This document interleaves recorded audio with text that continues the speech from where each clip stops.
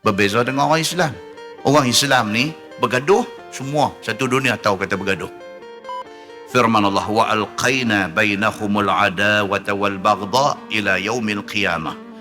Dan kami, yakni Allah Subhanahu wa taala, jadikan antara mereka itu, antara Yahudi itu berseteru dan bermarah-marah setengah akan setengah sampai hari kiamat. Tuhan jadikan Yahudi ni, depa sama depa pun luang nampak bersatu dalam tak akan dapat persefahaman. Tuhan kata macam tu.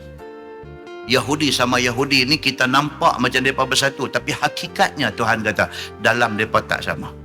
Mereka sentiasa memusuhi di antara satu sama lain.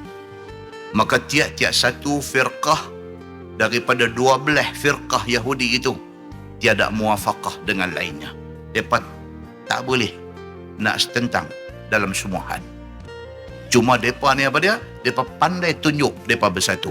Berbeza dengan orang Islam. Orang Islam ni bergaduh, semua satu dunia tahu kata bergaduh.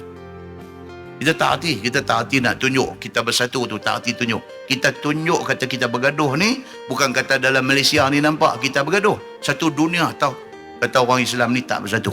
Beza kita dengan mereka. Mereka cerdik. Mereka tak tunjuk keburukan.